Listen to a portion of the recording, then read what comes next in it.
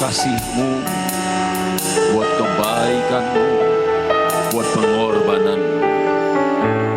Biarlah puji-pujian kami boleh naik bagaikan dupa yang berbau harum di hadapan-Mu. Engkau mengurapi kami semua, Tuhan. Sebentar firman-Mu hamba akan sampaikan. Urapi hamba-Mu, biarlah hamba berkenan di hadapan-Mu, Tuhan. Dan urapilah kami semua yang mendengarkannya. Segala sesuatunya dari Engkau untuk kemuliaan nama-Mu, Tuhan. Dalam nama Tuhan Yesus. Haleluya. Amin. Puji Tuhan. Mari Bapak Ibu Saudara, saya mengajak kita kembali bangkit berdiri untuk membaca firman Tuhan bersama-sama dalam Ibrani pasal 4 ayat yang ke-12. Ibrani pasal 4 ayat 12. Kita baca bersama-sama firman Tuhan ini yang keras, saudara ya. Kita baca dengan iman. Ya. Saudara sudah dapat, katakan amin. Masih kurang kencang. Yang sudah dapat semua katakan amin. Ya, puji Tuhan. Kita baca bersama-sama. 2, 3.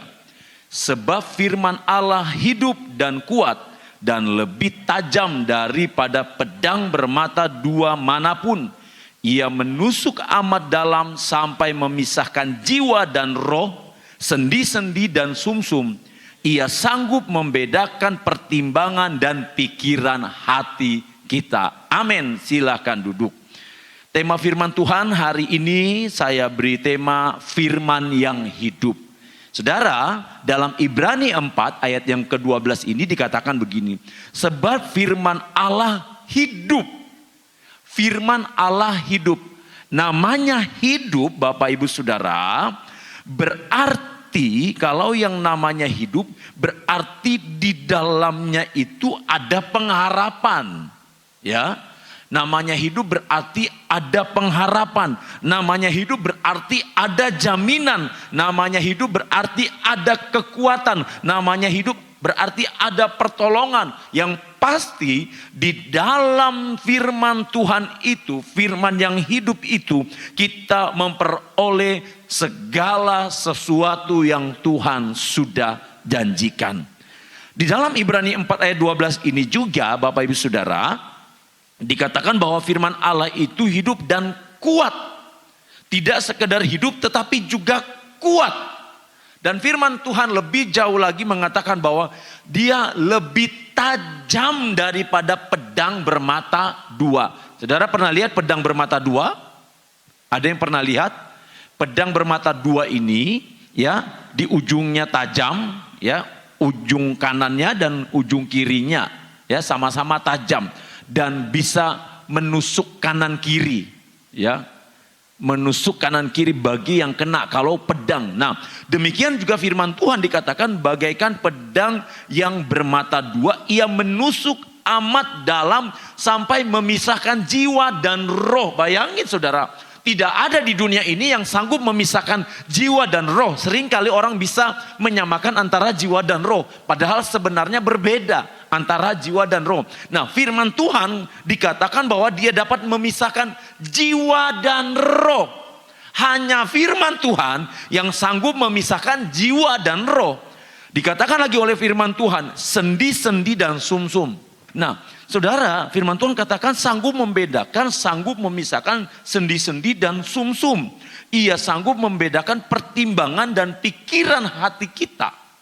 Ini firman Tuhan. Betapa dahsyatnya firman Tuhan yang hidup itu. Saudara, firman Tuhan kalau kita belajar bersama-sama dalam perjanjian baru ini, firman Tuhan ini memakai kata logos. Ya, firman Tuhan ini memakai kata logos. Memakai kata logos, dan firman Tuhan logos ini berarti firman Allah yang tertulis. Dan juga saya yakin saudara mendengar istilah kata rema, ya. Istilah kata rema. Rema di sini adalah firman Allah yang dihidupkan. Suatu firman Alkitab yang diterangi, dihidupkan. Siapakah firman itu? Tentu firman itu adalah Yesus sendiri. Saudara bisa baca itu di dalam Yohanes. Kita lihat sebelum saya membahas lebih jauh, kita lihat dulu Yohanes pasal 1. Firman Allah berkata begini, pada mulanya adalah firman. Kalau saudara baca dalam terjemahan aslinya sebenarnya tidak ada kata pada mulanya, tapi tidak ada mulanya. Tidak ada awalnya sebenarnya. Karena firman itu kekal, ya. Allah itu kekal. Jadi dikatakan pada mulanya adalah firman. Firman itu bersama-sama dengan Allah dan firman itu adalah Allah. Ia pada mulanya bersama-sama dengan Allah, segala sesuatu dijadikan oleh Dia dan tanpa Dia tidak ada satupun yang telah jadi dari segala yang telah dijadikan. Dalam Dia ada hidup dan hidup itu adalah terang manusia. Puji Tuhan, inilah firman Tuhan. Inilah firman yang hidup itu. Saudara, firman Tuhan menurut Alkitab, ya. Jadi kata Alkitab tentang firman Tuhan yang hidup itu berarti firman yang bagaimana? Ya, selama ini kita mungkin tahu firman Tuhan itu hidup. Kita mengerti mungkin firman Tuhan itu adalah terang bagi jalan kehidupan kita. Tetapi firman Tuhan yang hidup itu berarti yang bagaimana, Bapak Ibu Saudara? Mari kita lihat dalam Kisah Para Rasul pasal 2 ayat 37 sampai 41. Kisah Para Rasul 2 ayat 37 sampai ayat 41. Ketika mereka mendengar hal itu, hati mereka sangat terharu. Lalu mereka bertanya kepada Petrus dan rasul-rasul yang lain, apakah yang harus kami perbuat, saudara-saudara? Jawab Petrus kepada mereka, bertobatlah dan hendaklah kamu masing-masing memberi dirimu dibaptis dalam nama Yesus Kristus untuk pengampunan dosamu. Maka kamu akan menerima karunia Roh Kudus. Sebab bagi kamulah janji itu dan bagi anak-anakmu dan bagi orang yang masih jauh, yaitu sebanyak yang akan dipanggil oleh Tuhan Allah kita. Ayat 40. Dan dengan banyak perkataan lain lagi, ia memberi suatu kesaksian yang sungguh-sungguh dan ia mengecam dan menasihati mereka, katanya, berilah dirimu diselamatkan dari angkatan yang jahat ini. Ayat 41, orang-orang yang menerima perkataannya itu memberi diri dibaptis dan pada hari itu jumlah mereka bertambah kira-kira 3.000 jiwa. Bapak, Ibu, Saudara yang dikasihi Tuhan, kata Alkitab tentang firman yang hidup itu berarti firman itu mengubahkan. Firman itu sanggup mengubahkan. Sanggup mengubahkan. Firman Allah yang hidup itu mengubahkan. Di sini dalam cerita Kisah Para Rasul 2 ini, saudara menemukan bagaimana ketika Petrus menyampaikan firman Tuhan, ada begitu banyak orang-orang, bahkan Alkitab mencatat kurang lebih 3.000 jiwa bertobat ketika firman Tuhan disampaikan. Itu artinya apa, Bapak Ibu Saudara? Artinya bahwa firman Tuhan itu hidup. Firman Tuhan itu mengubahkan. Mengapa firman Tuhan itu hidup dan bisa mengubahkan? Karena setiap mereka yang mendengar firman Tuhan itu memberikan hati mereka dengan tulus, memberikan hati mereka dengan rela untuk diubahkan. Saudara bisa bayangkan, kalau kurang lebih 3.000 orang itu tidak memberi hati mereka dengan tulus. Walaupun Roh Kudus bekerja, maka mereka tidak akan pernah bertobat kalau mereka tidak mau membuka hati. Satu contoh, di dalam firman Tuhan, orang-orang Farisi, mereka menolak ketika murid-murid Yesus berkumpul di loteng Yerusalem. Mereka semua dipenuhkan oleh kuasa Roh Kudus. Mereka berkata apa? Mereka berkata kepada murid-murid Yesus, mereka sedang mabuk. Mabuk. Bagi mereka murid-murid Yesus sedang mabuk. Nah, ini Bapak Ibu Saudara, firman Tuhan yang harusnya mengubahkan justru tidak terjadi kepada orang-orang Farisi. Apa yang dialami oleh orang-orang Farisi justru sangat berbeda dengan orang-orang yang menerima khotbah, yang menerima firman yang disampaikan oleh Rasul Petrus. 3.000 jiwa, Bapak Ibu Saudara. Itu kalau boleh saya katakan sama dengan Satu gedung gereja yang bisa menampung 3.000 orang. Ya, 3.000 jiwa. Besarnya seperti apa tuh? 3.000 jiwa. Ketika mendengar firman Tuhan. Ketika firman Tuhan datang di dalam hidup mereka. Mereka, oh iya ya. Iya, ternyata selama ini kami salah. Ternyata benar Yesus itu adalah Tuhan. Dan pada akhirnya mereka menerima firman itu. Mereka memberi diri mereka dibaptis. Ini adalah firman Tuhan yang mengubahkan.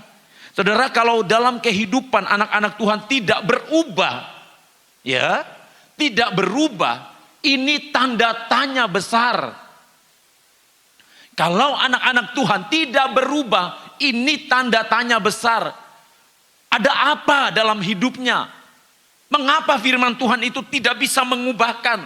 Apakah firmannya yang salah? Apakah firman Tuhan itu tidak berkuasa untuk mengubahkan? Kenapa banyak anak-anak Tuhan yang tidak berubah? Sekian tahun ikut Tuhan, tetapi seperti itu terus kehidupannya. Mengapa tidak berubah? Seperti yang saya katakan tadi, karena mereka menerima firman Tuhan seperti orang Farisi. Mereka tidak membuka hati dengan tulus. Mereka tidak membuka diri mereka. Mereka hanya memakai kekuatan sendiri. Mereka hanya memakai pikiran mereka sendiri. Akhirnya tidak bisa berubah. Ikut Yesus setahun, 2 tahun, 3 tahun, 10 tahun, 15 tahun. Tetap seperti itu, saudara. Saya yakin saudara di tempat ini tidak ada yang seperti itu. Tetapi Bapak Ibu Saudara, ini peringatan buat kita. Kalau memang kita mengatakan diri kita sebagai pengikut Kristus, maka seharusnya firman-firman yang datang di dalam hidup kita setiap hari itu mengubahkan kita, membuat kita semakin dewasa di dalam Tuhan. Harusnya dalam setiap kehidupan kita, firman itu menjadi rema di dalam kehidupan kita setiap hari. Firman-Mu pelita bagi kakiku, terang bagi jalanku. Firman Tuhan, pelita bagi kakiku, terang bagi jalanku. Kalau kita sadar bahwa firman Tuhan itu adalah terang bagi jalan kita, kalau kita menyadari bahwa firman Tuhan itu yang menuntun langkah-langkah kita, jangan keluar dari firman itu. Jangan coba bergeser dari firman itu. Sudah jelas aturannya Tuhan kasih. Tapi ketika kita bergeser, kita nggak akan mendapatkan apa-apa, Bapak Ibu Saudara. Kalau firman Tuhan katakan iya, berarti kita harus ikuti apa yang firman Tuhan katakan. Seringkali banyak umat-umat Tuhan, banyak hamba-hamba Tuhan keluar dari firman yang hidup itu, dari firman yang mengubahkan itu, sehingga hidupnya setiap hari tidak ada perubahan. Bapak Ibu Saudara, akan sangat rugi kita sebagai orang percaya. Karena pengorbanan Yesus di kayu salib itu bukan murahan loh, saudara. Terlalu mahal, gak bisa dibayar dengan uang. Tidak bisa disandingkan dengan apapun juga. Pengorbanan Yesus itu terlalu besar buat kita. Akan sangat disayangkan kalau pengorbanan Yesus yang besar itu tidak membuat kita berubah. Tuhan mau kita menjadi umat-umat Tuhan yang berubah. Yang diubahkan oleh firman Tuhan. Yang berikutnya Bapak Ibu Saudara, firman Tuhan yang hidup itu berarti menyelamatkan kehidupan setiap umat manusia. Bagaimana? Seperti apa Tuhan menyelamatkan? Mari kita perhatikan dalam Yakobus 1 ayat 21. Yakobus pasal 1 ayat 21. Sebab itu buanglah segala sesuatu yang kotor dan kejahatan yang begitu banyak itu dan terimalah dengan lemah lembut firman yang tertanam di dalam hatimu yang berkuasa menyelamatkan jiwamu. Kata Alkitab tentang firman Tuhan yang hidup itu hidup yang bagaimana? Firman Tuhan yang hidup itu adalah firman Tuhan yang menyelamatkan. Menyelamatkan. Bapak Ibu Saudara, seberapa banyak saudara yang sudah percaya kalau saudara sudah diselamatkan? Mari angkat tangan saudara.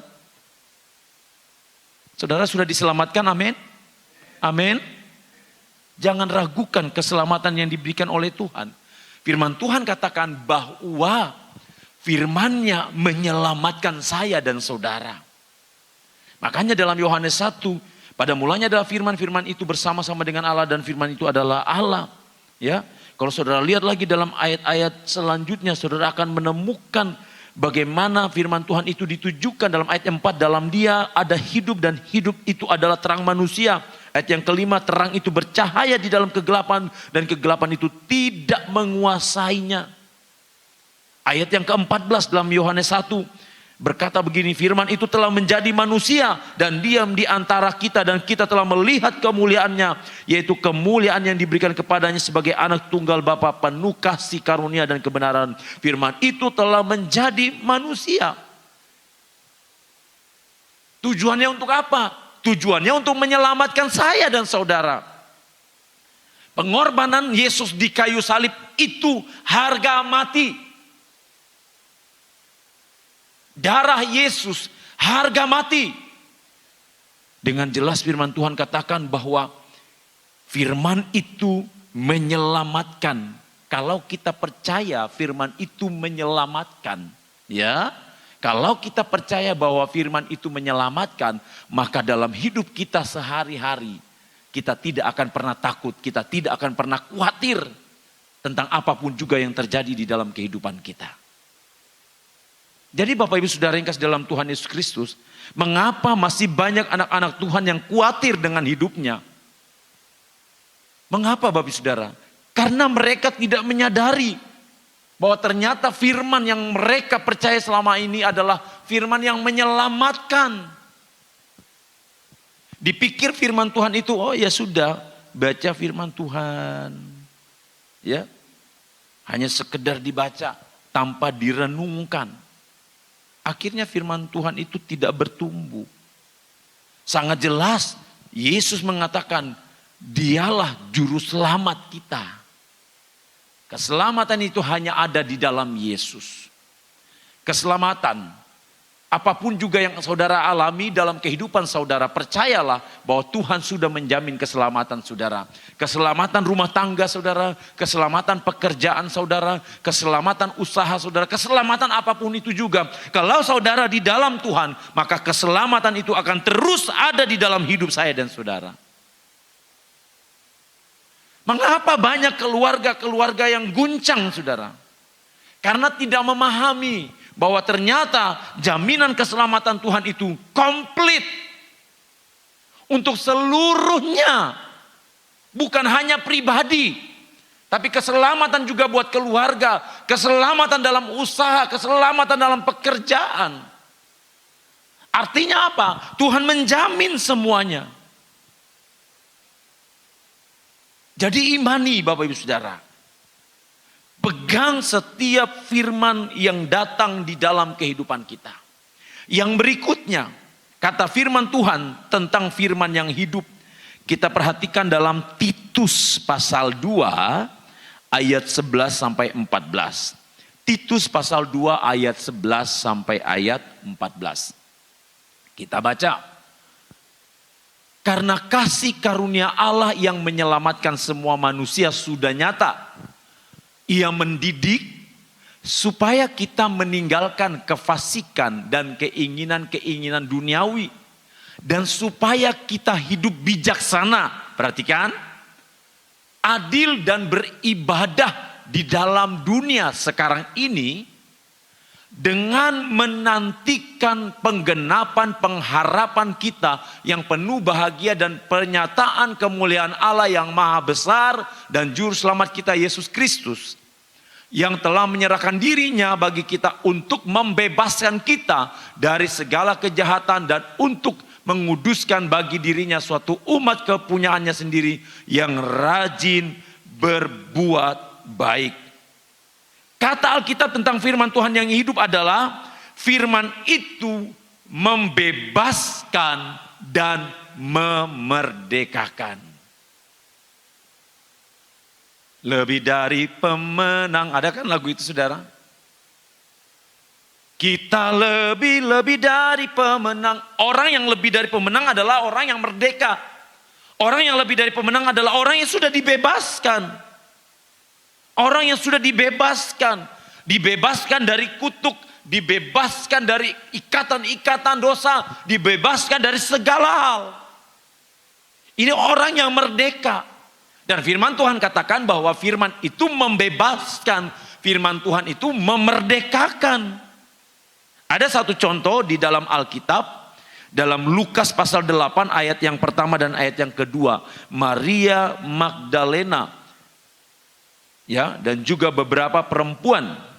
Lukas 8 ayat 1 dan ayat yang kedua. Tidak lama sesudah itu Yesus berjalan berkeliling dari kota ke kota. Dan dari desa ke desa memberitakan Injil kerajaan Allah. Ke-12 muridnya bersama-sama dengan dia dan juga beberapa orang perempuan yang telah disembuhkan dari roh-roh jahat atau berbagai penyakit, yaitu Maria yang disebut Magdalena yang telah dibebaskan dari 7 roh jahat.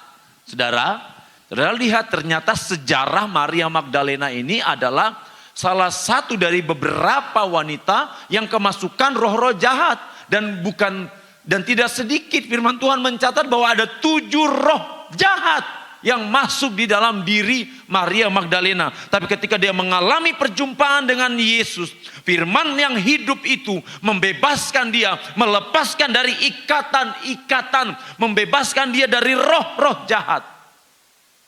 Nah ini saudara, orang yang ikut Tuhan dengan sungguh-sungguh, ya, orang yang ikut Tuhan dengan sungguh-sungguh pasti akan ada perlindungan Tuhan di dalamnya. Pasti Tuhan lindungi. Maria Magdalena ketika dia berhadapan dengan Tuhan, Tuhan tahu kebutuhannya, yaitu harus membebaskan dia dari roh jahat. Saudara, mungkin kita tidak mengalami ikatan seperti Maria Magdalena. Diikat oleh 7 roh jahat. Mungkin kita tidak seperti itu saudara. Tetapi mungkin ada ikatan-ikatan lain yang mengikat kehidupan kita. Saya nggak tahu ikatan-ikatan itu apa saudara. Tetapi kalau kita percaya kepada Yesus, seharusnya kita sudah dibebaskan dari segala ikatan-ikatan yang datang dalam hidup kita. Kalau kita benar-benar mengaku Yesus sudah memerdekakan kita, berarti kita menjadi orang-orang yang merdeka, orang-orang yang bebas. Bebas dari kutuk. Bebas dari segala hal. Saudara ingat Bapak Ibu Saudara, ingat bahwa Tuhan itu datang. Selain dia menyelamatkan, dia juga mau membebaskan. Dia juga mau memerdekakan. Membebaskan hidup yang terbelenggu, ya kan saudara? Belenggu-belenggu apa yang coba menggerogoti iman saudara? Belenggu-belenggu apa yang mencoba mengikat kehidupan saudara? Kekhawatiran, sakit hati, kebencian, kemarahan. Belenggu-belenggu apa Bapak Ibu Saudara? Ini loh firman Tuhan jelas katakan bahwa firman itu membebaskan, bahwa firman itu memerdekakan. Orang yang merdeka tahu sendiri kan saudara, bangsa yang merdeka itu seperti apa? Dia akan bebas membangun. Iya kan? Coba kalau saudara perhatikan di belahan dunia lain. Makanya Bapak Ibu Saudara, saudara harus bersyukur. Dengan bangsa Indonesia ini, doakan bangsa kita. Bersyukur, jangan banyak mengeluh. Saudara lihat di belahan dunia lain. Saudara perhatikan di belahan dunia lain. Kira-kira yang terjadi perang saat ini, kira-kira mereka bisa berusaha enggak? Ya saudara, susah. Mereka bisa bekerja enggak? Gak bisa. Mereka tersandra, mereka enggak bisa berbuat apa-apa. Jadi bersyukur saudara, Tuhan udah kasih kita bangsa yang luar biasa. Itu berarti bangsa kita adalah bangsa yang merdeka. Nah sama dengan diri kita sudah dimerdekakan oleh Tuhan. Kita sudah dibebaskan oleh Tuhan. Kalau kita sudah dimerdekakan, berarti seharusnya kita bisa memuji dan menyembah Tuhan setiap hari. Orang yang merdeka seharusnya dia selalu ada di dalam hadirat Tuhan. Artinya apa? Hidupnya ini selalu dipersembahkan untuk Tuhan. Dalam keluarganya, dalam pekerjaannya, dalam segala hal. Saudara, saya ingatkan kembali, jangan sampai saudara di rumah tidak membangun mesbah doa. Jangan sampai saudara di rumah tidak punya kehidupan doa. Bahaya saudara. Saudara ingat kan? Pada saat Yesus selesai doa puasa 40 hari, ya, iblis datang untuk mencobai dia. Cobaan pertama, kedua, dan ketiga. Sampai pada akhirnya firman Tuhan katakan bahwa iblis akan datang kembali mencari waktu yang terbaik menurut iblis. Saudara, kekuatan kita ini sebagai orang yang merdeka, kekuatan kita ini hanya ada pada saat kita melipat lutut. Pada saat kita berlutut di hadapan Tuhan. Kalau kita tidak suka menyembah Tuhan, kita susah untuk ada di dalam hadirat Tuhan, saudara, kita tidak akan kuat menghadapi dunia ini. Saudara nggak akan kuat. Mungkin hari ini saudara bisa bertahan, tapi belum tentu besok saudara bertahan. Jasmani saudara beri makan setiap hari. Bahkan saudara beri makan sehari 3 kali. Saudara tambahin lagi dengan suplemen. Saudara tambahin lagi dengan minuman berenergi. Saudara tambahin lagi dengan vitamin-vitamin. Supaya apa? Supaya badan saudara tetap fresh, tetap kuat. Mengapa saudara tidak lakukan dengan roh saudara? Ayo saudara, jangan berat sebelah. Ya? Jangan sampai kita menjadi orang yang tidak adil. Untuk daging kita perhatikan secara luar biasa. Tapi untuk roh kita, tunggu dulu. Ibarat kata, kita adalah orang tua yang tidak adil. Ibarat kata, kita punya 2 anak nih, ibarat kata ya. Satu anak kita yang daging itu yang tubuh, satu anaknya yang roh. Ini ibaratnya saudara ya, hanya ibarat. Yang daging kita perhatikan terus, semuanya kita perhatikan. Makannya harus makanan yang sehat, minumannya harus yang bagus. Ya, semuanya kita perhatikan. Giliran roh kita tidak beri makan. Padahal roh kita diberi makan ketika kita berlutut di hadapan Tuhan. Ketika kita membaca firman Tuhan. Saudara, ajarkan anak sejak dini untuk selalu cinta akan firman Tuhan. Supaya ketika dia tidak membaca firman Tuhan, dia merasa ada yang kurang. Ada yang kurang dalam hidupnya. Kalau saudara suka membaca firman Tuhan setiap hari, saudara sebelum melakukan aktivitas, kalau saudara tidak baca firman Tuhan, pasti saudara akan merasa, apa ya yang kurang tadi? Kok ada yang kurang ya? Oh iya ya, aku belum baca firman Tuhan. Ya saudara, kalau kita menganggap diri kita ini adalah orang-orang yang merdeka, ya tempatkanlah diri kita sebagai orang-orang yang merdeka di dalam Tuhan. Perhatikan kehidupan doa kita. Jangan jasmani saja kita perhatikan, tapi kehidupan doa kita tidak perhatikan. Satu saat pasti ambruk kalau kita nggak perhatikan kehidupan doa kita. Tapi kalau saudara memperhatikan kehidupan doa saudara, walaupun saudara mengalami tantangan dalam kehidupan saudara setiap hari, saudara pasti akan kuat menghadapinya. Percaya saudara, Tuhan akan adakan perbedaan antara umat-umatnya yang suka mencari Dia, yang ada di dalam hadirat Tuhan, dengan yang tidak pernah berada di dalam hadirat Tuhan. Bangun keluarga saudara untuk selalu ada di dalam hadirat Tuhan. Percayakan kehidupan pribadi saudara, percayakan kehidupan keluarga saudara agar dikontrol oleh firman Tuhan. Sebab firman itu adalah firman yang hidup. Sebagai firman yang hidup, ketika firman datang dalam hidup kita, baik lewat khotbah, baik lewat Alkitab yang saudara baca ataupun yang lainnya dalam kehidupan sehari-hari, apa reaksi kita ketika firman Tuhan itu datang? Nah, ini penting sekali Bapak Ibu Saudara. Reaksi kita sangat menentukan. Dalam Yakobus pasal 1 ayat 21, Yakobus pasal 1 ayat 21 dikatakan begini. Sebab buanglah segala sesuatu yang kotor dan kejahatan yang begitu banyak itu, dan terimalah dengan lemah lembut firman yang tertanam di dalam hatimu yang berkuasa menyelamatkan jiwamu. Saudara, reaksi kita terhadap firman Tuhan, terhadap firman yang datang dalam hidup kita, menerima firman Tuhan dengan lemah lembut. Lemah lembut. Saudara, kalau kita ditegur itu tandanya kita dibenci atau kita disayang, saudara? Harusnya tandanya kita disayang.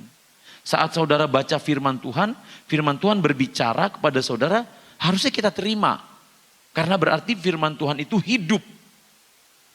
Ya, firman Tuhan itu hidup. Coba saudara bandingkan dengan Kisah Para Rasul 7 ayat 54. Kisah Para Rasul 7 ayat 54. Coba kita bandingkan ya. Ketika anggota-anggota mahkamah agama itu mendengar semuanya itu, sangat tertusuk hati mereka. Maka mereka menyambutnya dengan kertakan gigi. Saudara perhatikan ini dalam Kisah Para Rasul pasal 7 ayat 54 ini. Cerita tentang Stefanus. Dalam Kisah Para Rasul pasal 7 ini cerita tentang Stefanus, pembelaan diri Stefanus yang menyatakan bahwa Yesus adalah Tuhan. Dan pada saat itu Stefanus melihat Tuhan.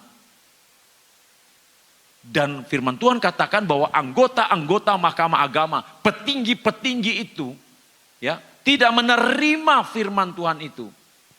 Petinggi-petinggi ini berarti masuk kategori golongan-golongan rohani. Ya, tidak menerima. Justru mereka yang katanya golongan yang rohani, justru mereka lah yang menolak firman itu. Mereka tidak menerima apa yang dikatakan oleh Stefanus. Sangat berbanding terbalik, saudara.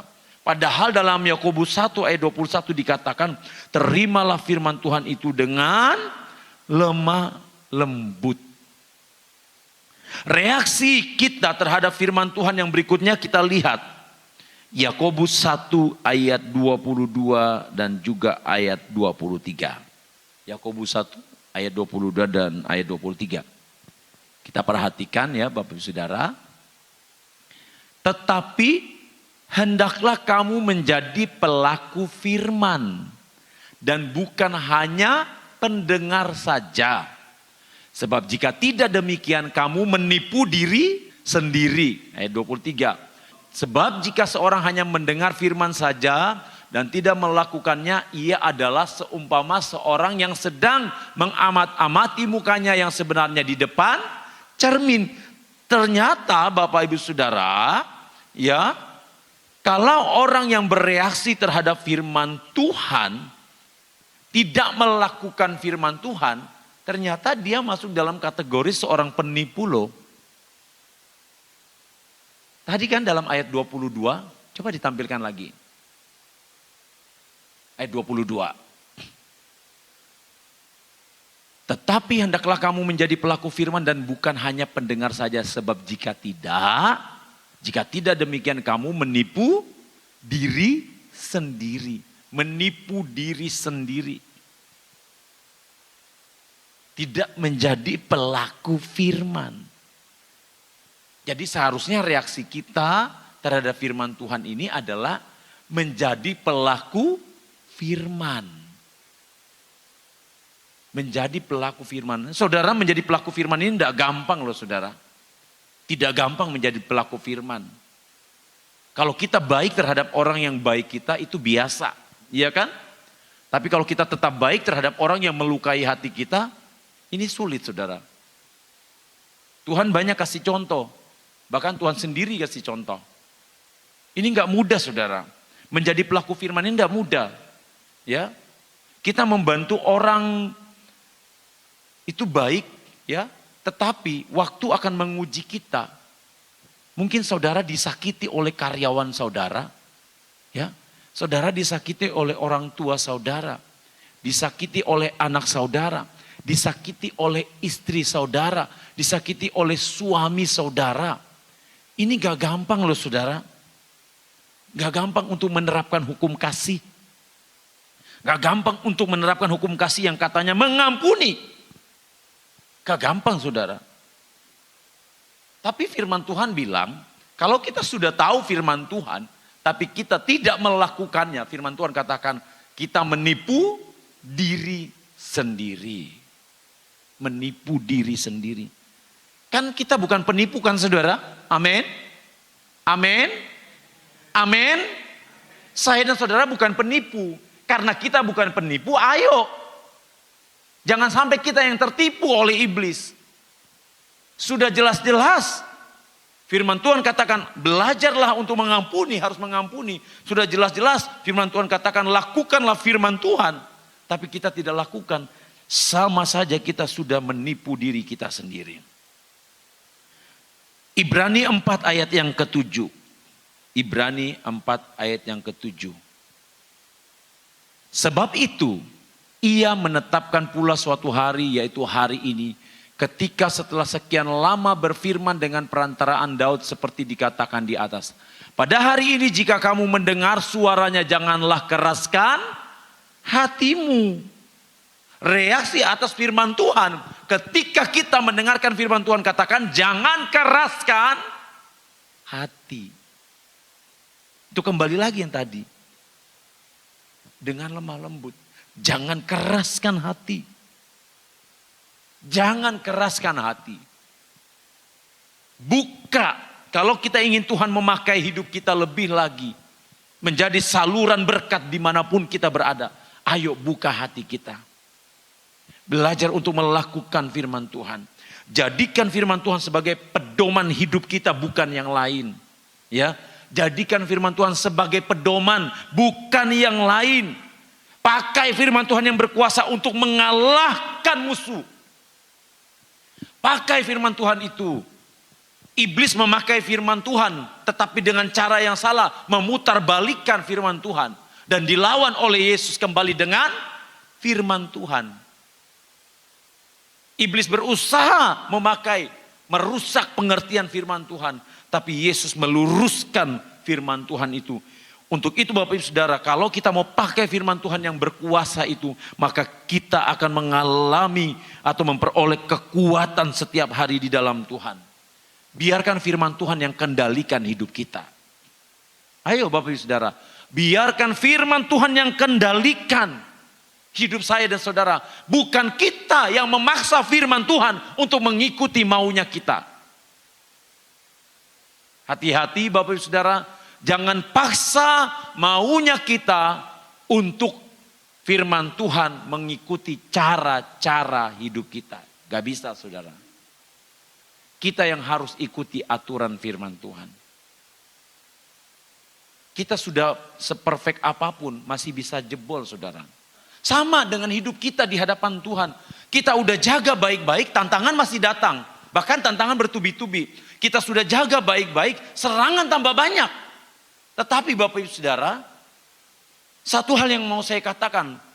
Kita jaga sebaik mungkin di dalam Tuhan. Tuhan pasti akan tolong kita. Saudara boleh menghadapi masalah. Saudara boleh menghadapi tekanan. Ditekan. Bahkan mungkin ya.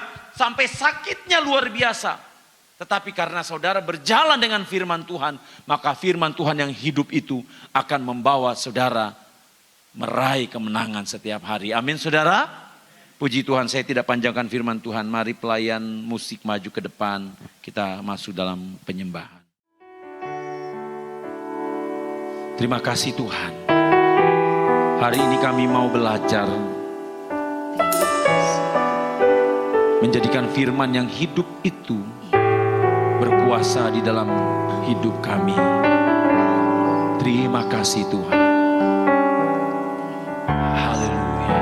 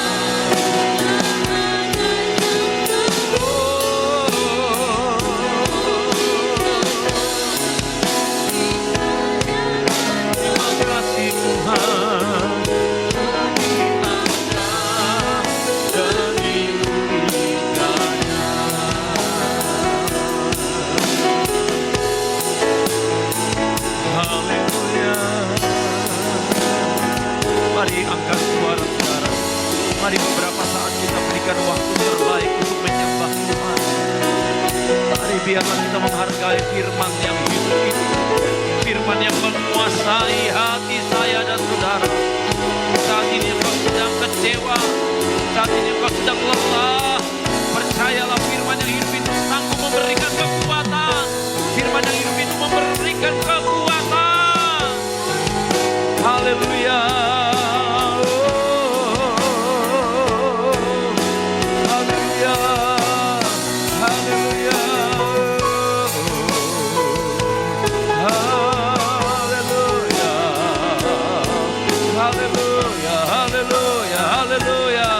Haleluya, haleluya, haleluya, haleluya, haleluya. Mari arahkan hatimu di hadapan Tuhan. Haleluya, haleluya, haleluya, haleluya, haleluya, haleluya. Oh, kami sembah Kau. Terima kasih Tuhan. Bagi Tuhan tak ada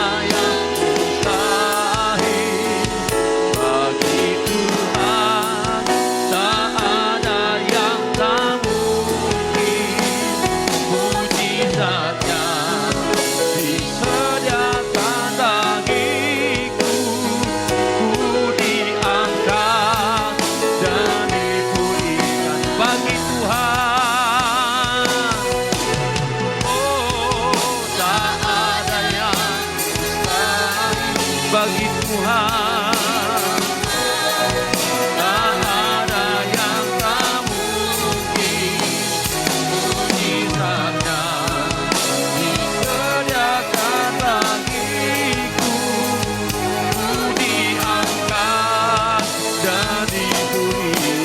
Yang mujizat, mujizatnya disediakan bagiku, diangkat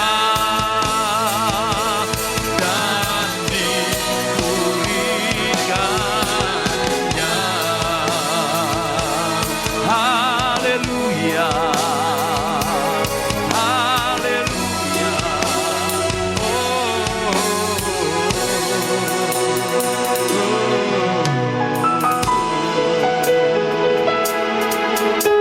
Terima kasih buat firman-Mu yang hidup Tuhan. Firman yang membangkitkan, firman yang menyelamatkan, firman yang memerdekakan, firman yang membebaskan kami menjadi orang-orang yang lebih dari pemenang. Terima kasih Tuhan buat firman-Mu. Terima kasih Engkau urapi hamba-Mu, Engkau urapi umat-umat-Mu, jemaat-jemaat-Mu. Engkau memberkati semuanya dalam pekerjaan, dalam keluarga, dalam rumah tangga.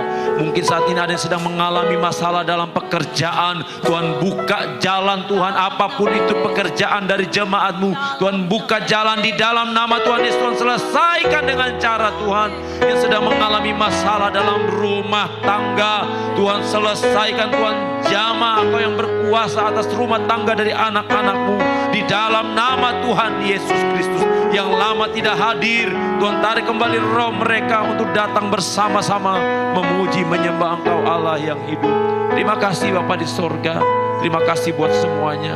Sebentar umat-Mu akan kembali sertai di perjalanan tibakan dengan selamat. Bahkan yang menyaksikan secara online, Tuhan juga memberkati. Balas berkati yang sudah melayani pekerjaan Tuhan, yang sudah memberi waktu untuk hadir bersama-sama. Yang sakit Engkau sembuhkan, yang lemah Engkau kuatkan, yang susah Engkau hiburkan. Bangsa dan negara kami, Engkau memberkati bangsa ini dalam tahun-tahun politik ini Tuhan, yang berkuasa, yang ambil alih di dalamnya. Kota kami Tuhan, berkati kota ini Tuhan. Saudaraku yang kekasih dalam Tuhan, terimalah berkat Tuhan. Tuhan melindungi engkau, Tuhan menghadapkan wajahnya kepada engkau dan memberi engkau damai sejahtera. Biarlah engkau pulang dengan membawa segala kebaikan Tuhan, berkat-berkat firman yang hidup, yang tidak terbatas. Di dalam nama Bapa, Putra dan Roh Kudus, yaitu di dalam nama Tuhan Yesus Kristus. Sama-sama bersama-sama kita yang percaya katakan amin.